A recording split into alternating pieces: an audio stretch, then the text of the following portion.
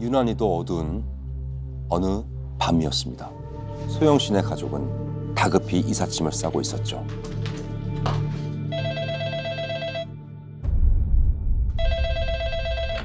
여보세요? 네, 다 준비됐어요. 지금요?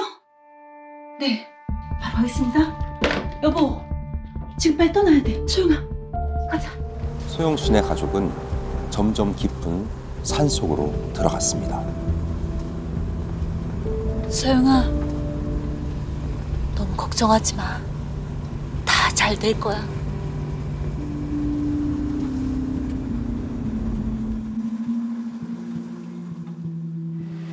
마침내 도착한 곳은 작은 산골 마을이었습니다. 먼저 온 사람들이 소영 씨네 가족들을 반겼죠. 너무 늦었죠. 네. 서희도 왔구나. 네. 근데 아저씨는 어디? 아무리 설득해도 말을 안 들어서 그냥 나만 왔어. 이제 그만 들어가시죠. 얼른 들어가세요. 들어가시죠. 엄마, 우리 이제 여기서 사는 거야? 이제 여기서 전쟁 나기만 기다리면 돼.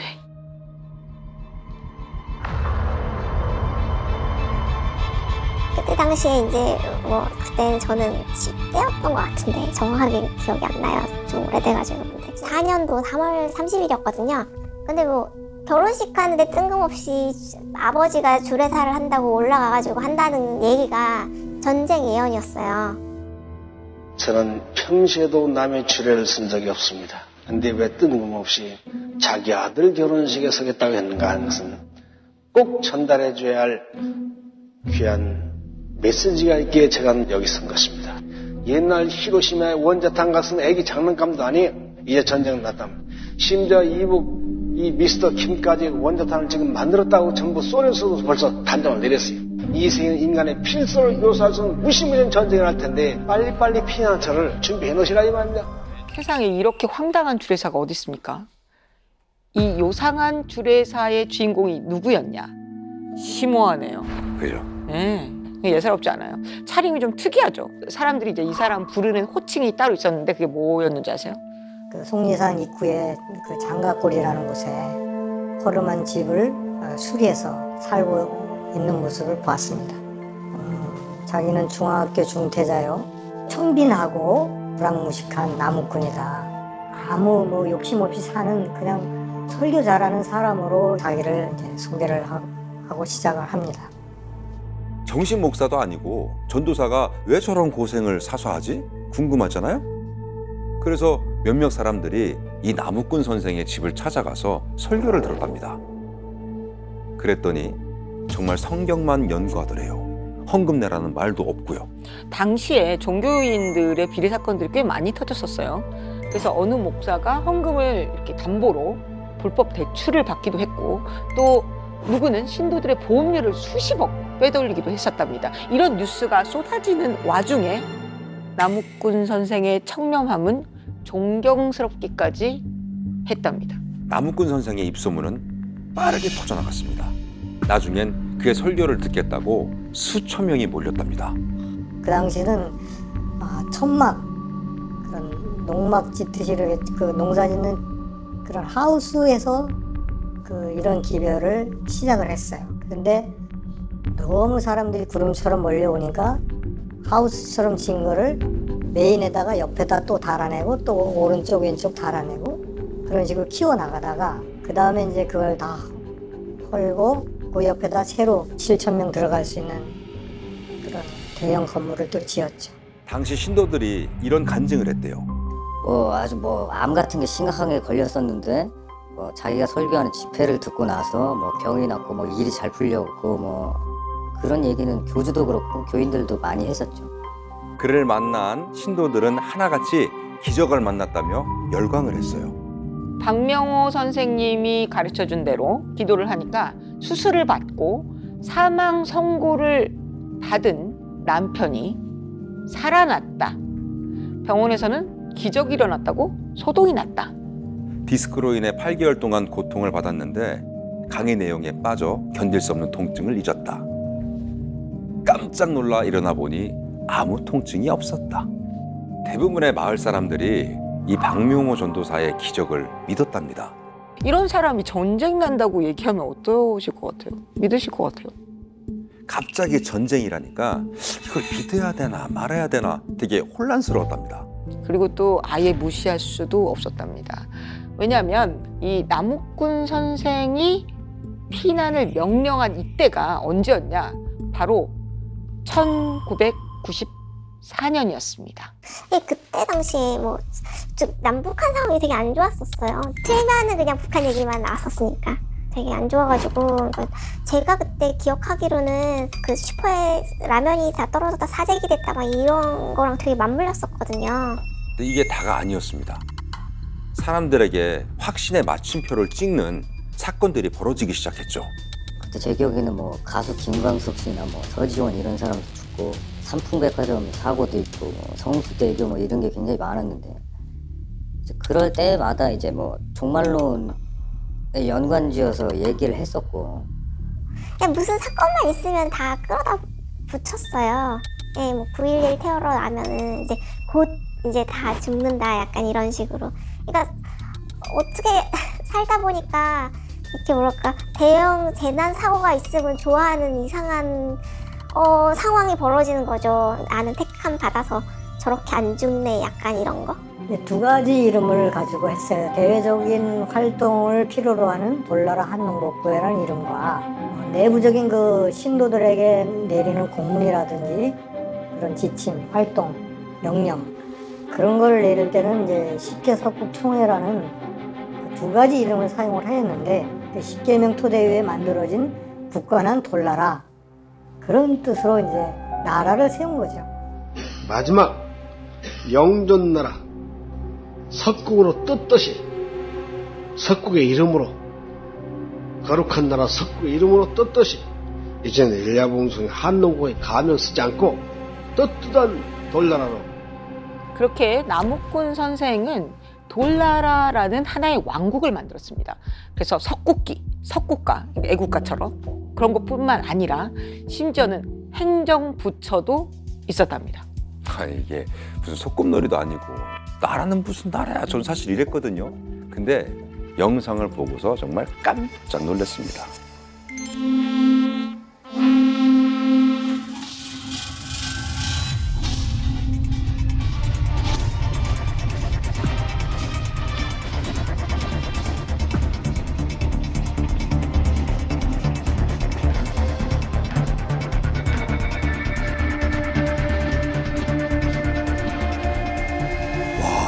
보니까 무슨 북한 열병식 그거 생각나고 군인들도 아닌데 아까 열 쫙 맞추는 거 보셨죠? 각 맞추는 거. 이게 불과 20년 전이에요. 인터넷도 되던 시기에 있었던 일인 거죠. 네.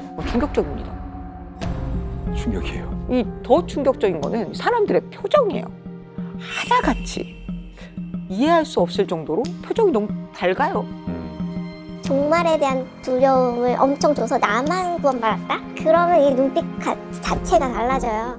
자, 이제 영원히 같이 살 수 있는 자들이, 믿을 수 있는 자들이 거반됐으니까 신문을 밝혀야죠.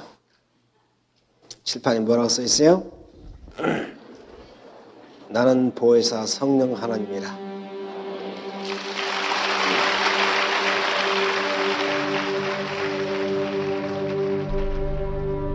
나는 하나님이 보낸 스피커다.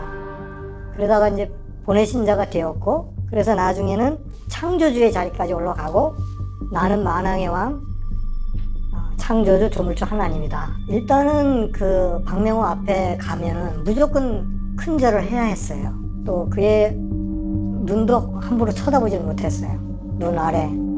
옛날 왕을 아련할 때 신하가 했던 행동과 그보다 더 했죠.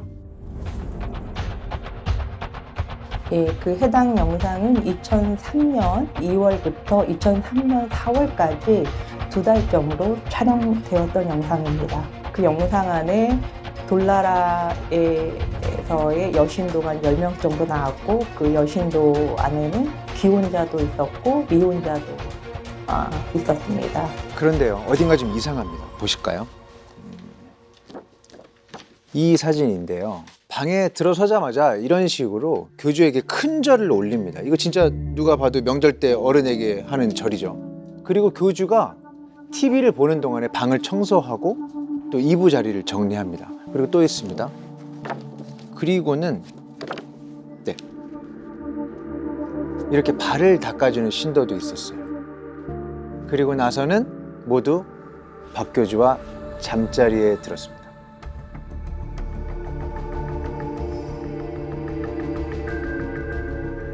영상 속 여성들은 왜 박 교주를 거부하지 않았을까? 이 모든 건 박 교주의 이 말 때문이었습니다. 아버지의 명에 떨어졌으니 네가 안 대신이 네 씨를 내가 퍼뜨리라 말씀을 제게 임했어요. 난 깜짝 놀랐어요. 남편은 여인을 취해서 당신 씨를 하늘을 배같이 퍼뜨릴 것이라고 말씀하셨어요. 더 이상 핑계댈 수도 없고 미릴 수 없어 오늘 결심했습니다. 박 교주의 설교를 모아놓은 이 책에 자세히 나와 있습니다. 오늘날 인간은 음란죄에 빠진 창녀 혹은 기생 같은 존재이므로 본인이 창기를 취하여 죄를 짊어진다는 겁니다. 이걸 박 교주는 창기 십자가라고 불렀습니다. 그러니까 인간을 구원하기 위해서 본인이 여성들과 잠자리를 갖는다는 거예요. CCTV 속 여신도들도 이 창기 십자가 때문에 교주와 잠자리를 그냥 했던 거고요. 근데 이게 말이 됩니까? 그리고 이 창기 십자가, 이 창기라는 말도 너무 기분 나쁠 것 같은데 이거를 그대로 따라했다는 걸 또 참, 이게 무슨 희생이고 이게 무슨 구원입니까? 창기 십자가 교리가 정확하게 교리화된 건 2000년도 7월 2일이에요. 7월 2일인데 그 전부터 빅밥은 굉장히 많이 깔았었어요. 박명호가 여신도를 강간을 하기 위해서 만든 교리이고 그냥 뭔가 강간 면허증을 얻기 위한 발언이었죠. 그 성령이 임하시고가.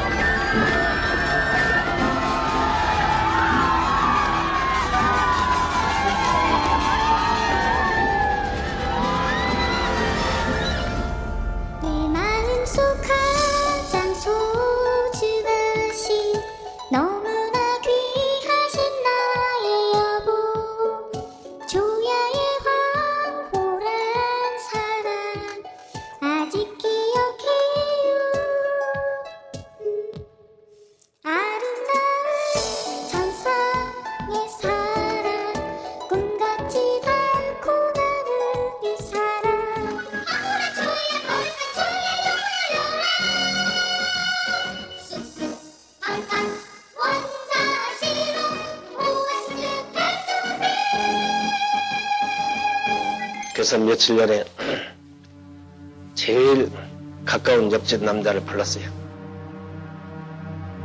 내가 집에 아내를 취해서 하남씨 아기 예수를 낳고자 한다면 어찌하겠는가? 영광이지요. 근데 제가 취해온 더러운 여자는 어떻게 주님이 취하시겠습니까? 그럼 내가 깨끗한 동정녀 집에 어린 딸을 취해서 씨를 퍼뜨린다면 어떡하겠는가? 환히 웃으면서 그야 영광이지요. 정말로 뒤돌아서서 쓸쓸한 마음 없이 정말 기쁨으로 영광으로 생각하겠는가? 그러면 환히 웃어. 정말 믿는 사람들은 정말 눈물로 감사하고 뭐 자기 부인을 안 바쳐서 안 다리고 약간 이런 케이스도 있고. 어떤 때는 교주가 직접 와가지고 엄마 아빠도 있고 한 그 살고 있는 집에 가서 뭐 보고 싶다 이러면서 문 열어달라 그래가지고 들어가고 그 딸방에 들어가서 그 짓을 하는 동안 아버지는 그 문 앞에 앉아가지고 감사 기도를 하고 제가 건너 들은 게 뭐 그 정도면 사실상은 더 심한 게 많지 않았을까 싶네요. 돌나라엔 아이들도 꽤 많았다고 했죠. 피난처로 피난 올 때 부모들이 데려온 자녀들서부터 그곳에서 태어난 아이들까지 내부에서는 그런 아이들을 돌나라 2세라고 불렀습니다.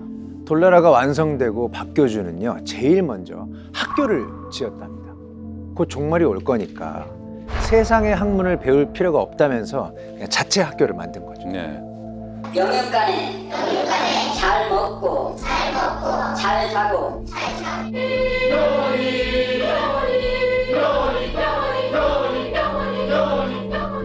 산청, 울진, 전주 등 전국에 기숙학교를 만들었습니다.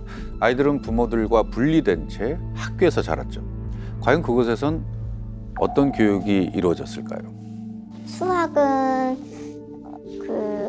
뭐 덧셈, 뺄셈, 나눗셈, 곱셈 딱 요 사칙 연산만 계속 반복해서 배웠어요. 초등학교 3학년, 4학년 초나 그 정도 수준의 수학만 계속 반복해서 고등학교 때까지 했어요. 박명호의 지론이 그거예요. 아이들이 무식할수록 하늘 데려가기 좋다. 다시 얘기해서 무식할수록 부려먹기 좋다. 그 소리 아니겠어요? 그래서 아이들이 가서 시장에서 콩나물 두부 사는데 거스름돈 정도 받아올 정도 그 정도로 기초적인 지식만 있으면 됐지 그 이상 가면 이제 마귀 교육이 되고 필요 없는 교육이니까 아주 기초적인 학문만 가르쳐라. 무식할수록 하늘을 데려가기 좋다니 진짜 말 같지도 않네요 정말. 돌나라 학교는요 산청교육대라고 얘기한 신도도 있었답니다.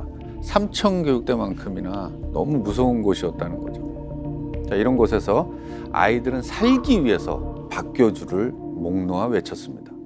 저도 이제 그렇게 저도 아기 때부터 이제 교주가 세뇌시킨 대로 막 편지 쓰고 막 애절절하게 막 편지를 쓰면서 이제 시시때때로 이제 편지를 써가지고 보내고 그랬죠. 좀 커가지고 딱 한 번 답장을 받았고 막 그때도 진짜 되게 특별한 그런 답장을 한 번 받았을 때도 엄청 특별하게 막 사람 주변에서 다 부러워하고 막 그래요. 분위기가. 주 씨의 어머니는 박교주의 광신도였습니다. 어머니는 그 예전부터 부부 사이가 좀 안 좋았나 봐요. 그때마다 엄마를 위로해 준 사람이 바로 박교주였던 거예요. 과일이며 약 같은 선물도 보냈답니다. 그러니 어머니는 더 박교주에게 의지할 수밖에 없었던 것 같아요.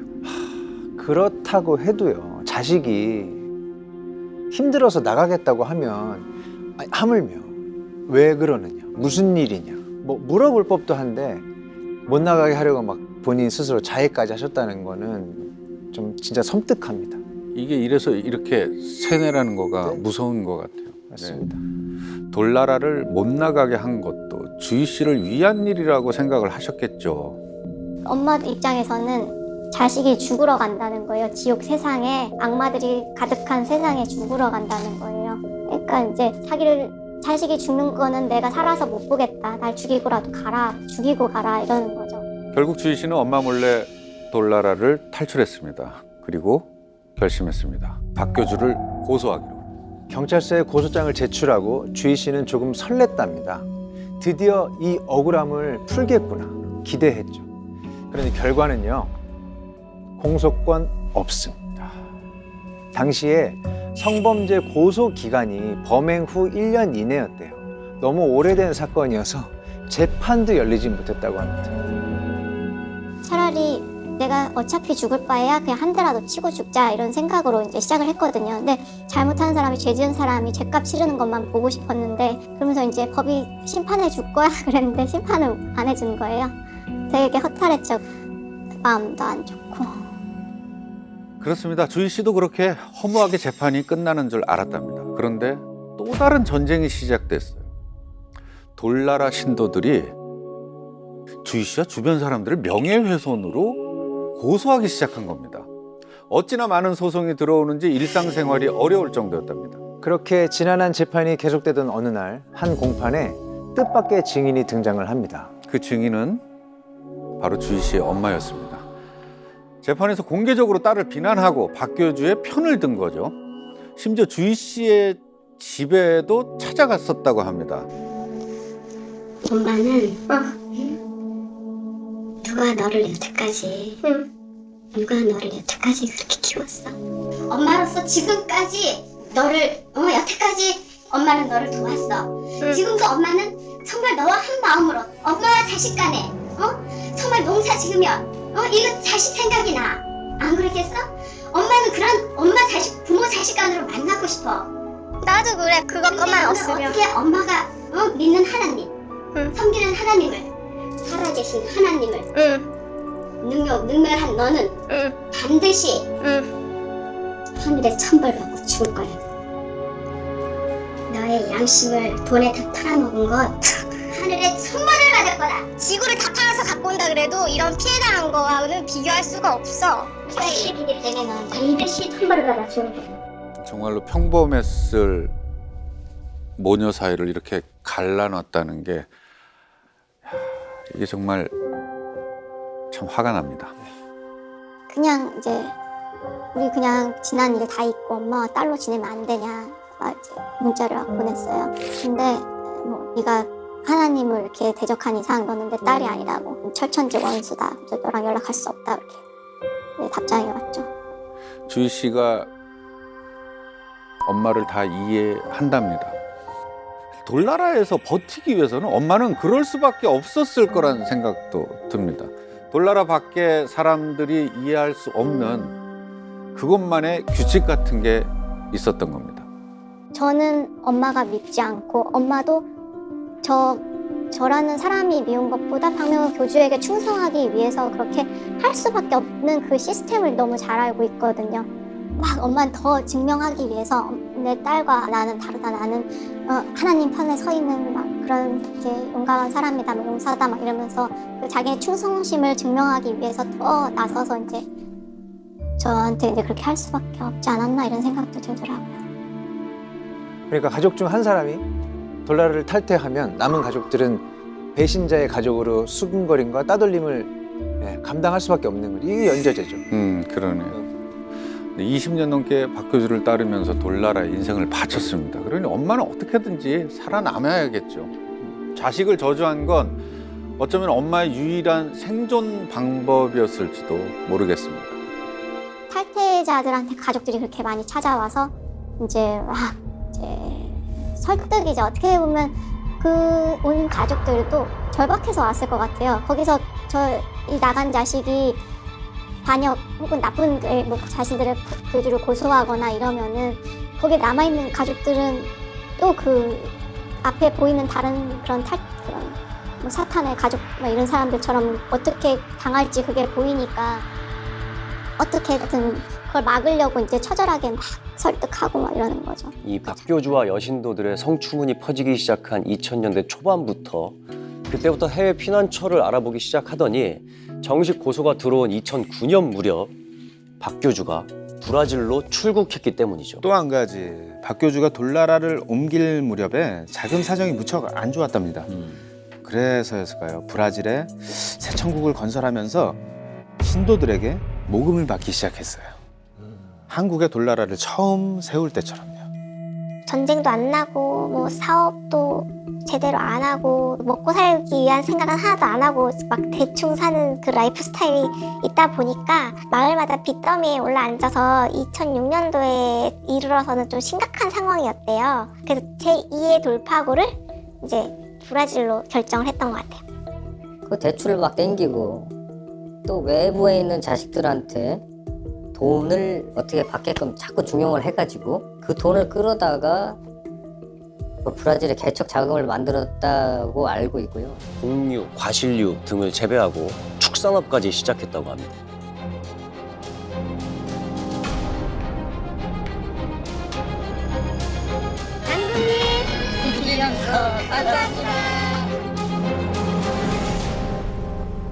그래서 박교주에게는 더할 나위 없이 좋은 조건이 될 수밖에 없었죠. 박교주가 꿈꾸던 완벽한 왕국이 마침내 만들어진 거죠. 이 박교주가 처음 전쟁을 예언했던 건 1990년대였어요. 벌써 지금 30년이 훌쩍 지났는데 아직도 이 종말을 믿고 기다린다는 게 잘 납득이 되지 않지 않습니까? 근데 한국의 돌나라 시절부터 대체 언제 전쟁이 나느냐, 박교주에게 물은 신도들이 있었대요. 굉장히 자기도 분통해하면서 그 교주도 너희들이 아직도 이 모양이니까 못 간다. 아직도 안 끝난다. 그래서 대체 언제까지 기다리게 할 거냐. 뭐 이런 식의 얘기를 하죠. 항상 그러니까 예언 불발되면은 신도들 탓이었어요. 그러니까 너네들이 준비가 안 되니까 그러니까 너네가 지금 전쟁이 나면 너네도 다 죽는데 약간 이런 식. 어떻게 전쟁이 나겠냐 약간 이런 식. 그러니까 어떤 문제가 발생했을 때 그 원인을 무조건 신도들 탓으로 돌린다는 거예요. 신도들에게 계속해서 죄책감을 갖게 하고 교주 없이는 아무것도 할 수 없다는 무력감을 심어줘요. 그럼 결국 교주를 벗어나는 걸 두려워하고 교주를 의심하는 것조차 불가능해지는 거죠. 그러니까 일종의 가스라이팅이었던 거네요. 그래서 종말이 오지 않는데도 이 사람들은 박교주를 그렇게 따랐던 거죠. 무려 30년이 넘도록. 박교주의 이 예언이 이루어지느냐는 별로 중요하지 않아요. 2016년에 브라질 농장에서 한 성인 신도가 암으로 사망했답니다. 박교주가 그 시신을 붙잡고 이렇게 말했어요. 일어나라, 일어나라. 그래도 별다른 기색이 없자 시신의 가슴에 손을 대고 부활 기도를 시작했어요. 그때 당시에 환자들이 다 브라질로 들어오면 다 낫는다고 했어요.